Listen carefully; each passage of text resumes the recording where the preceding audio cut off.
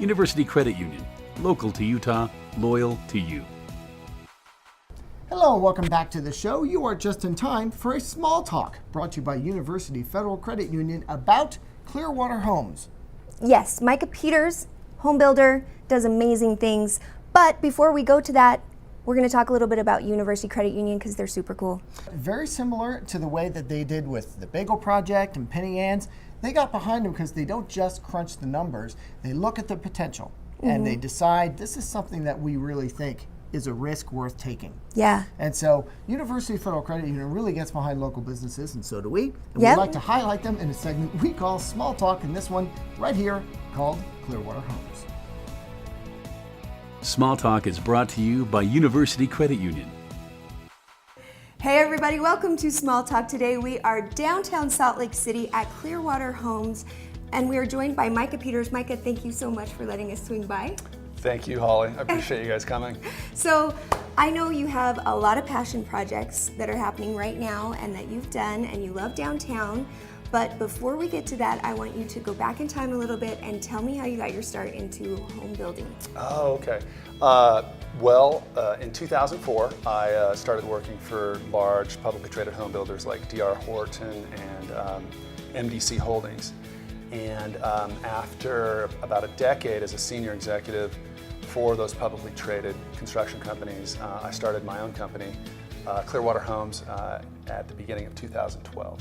Okay, so did you always know you wanted to be a builder? Was that a passion of yours from like being a child, or how did you happen into that? You know, I was always around construction. My mom's an architect and a builder as well, and so I just really had a passion for architecture and design, and just kind of fell into it, really.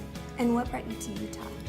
So I was born here in Salt Lake City, moved away, and then came back in high school. And so it's really my home, Salt Lake City. So mom and dad, everybody's here. Absolutely, yep. Very good. And so starting your own business in 2012, I know that it was a little bit of a tough time. Absolutely, it was really the dregs of the Great Recession, and clearly the real estate market was in trouble. A lot of people were kind of running for the hills. Our strategy when we started the company was that we really wanted to have two divisions, a downtown Salt Lake City division, as well as a single family division. We really felt strongly that the public transportation infrastructure in Salt Lake City was perhaps 15 to 20 years ahead of its time, and that the residential infill around that public transportation infrastructure wasn't there, but there was a fabulous opportunity. With that in mind, we just proceeded to purchase assets at the end of the recession in downtown Salt Lake City. And you have one project in particular that you took over, and I read an article about you in Downtown Magazine, and you had a quote that I absolutely love because I think it is probably encompasses what all small business owners feel.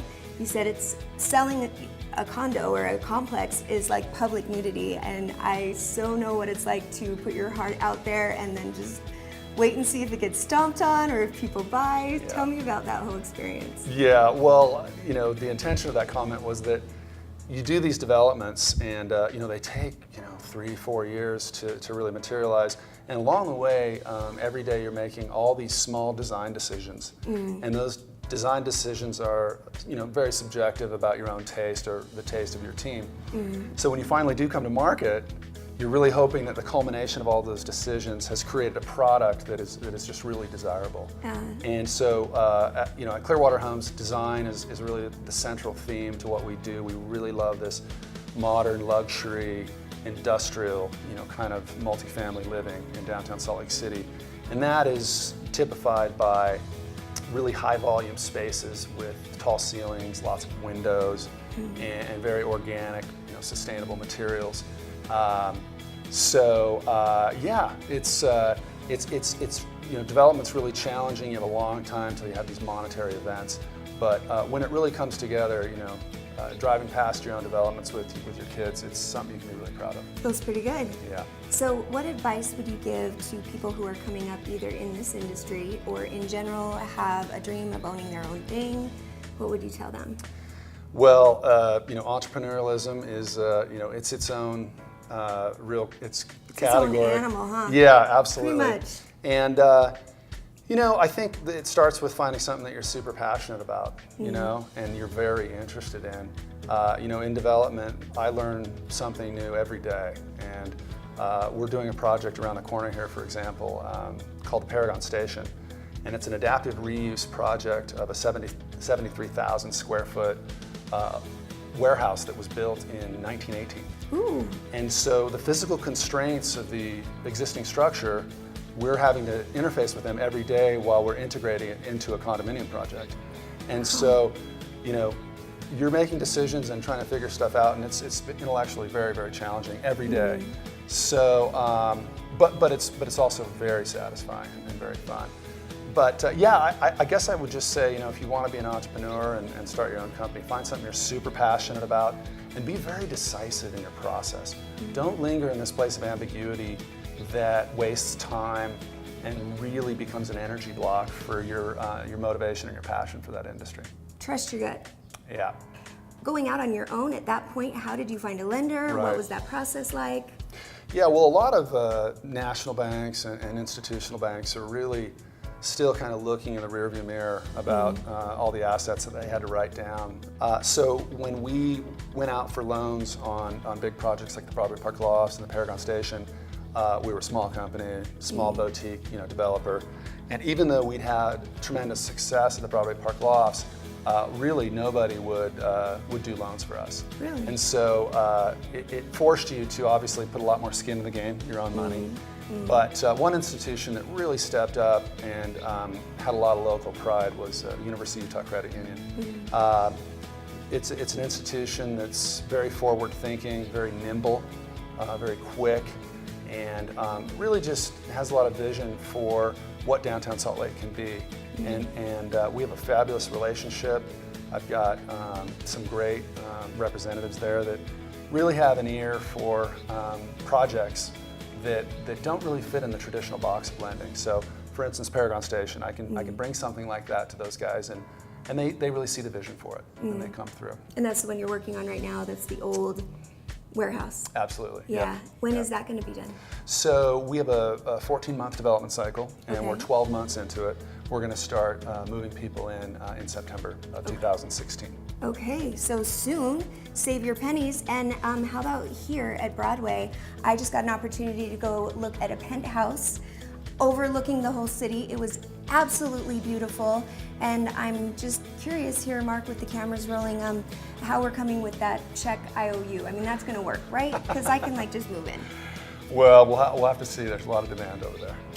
I bet. Are there any left? We have 3 left that we're going to be releasing soon. And that's a really interesting project, the Broadway Park Lofts. We spoke about it earlier, but like every great pop song, you have to have a hook, and every great development has to have a central feature that really gives the buyer an emotional response to the space.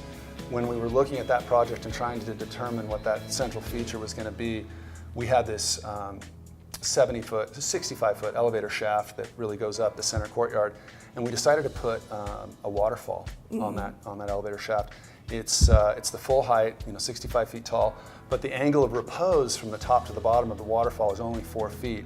So we were challenged with how to keep the water on the face of the waterfall. And what we kind of came up with and invented were these diffusers every 8 feet that capture that water and kind of put it back on the face.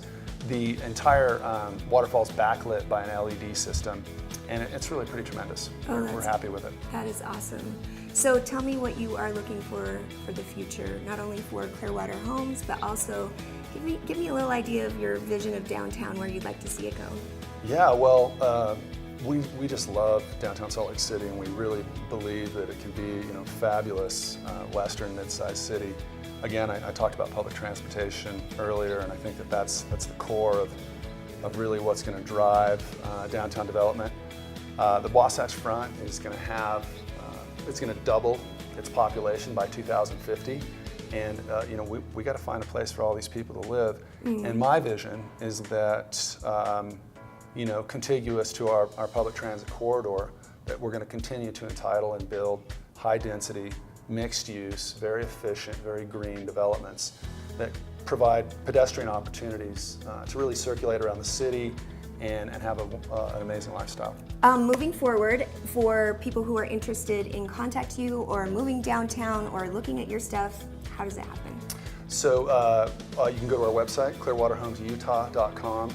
There's a community section there that really details all of our for sale product in the multifamily sector in Salt Lake, as well as our single family division, and then our for rent division as well.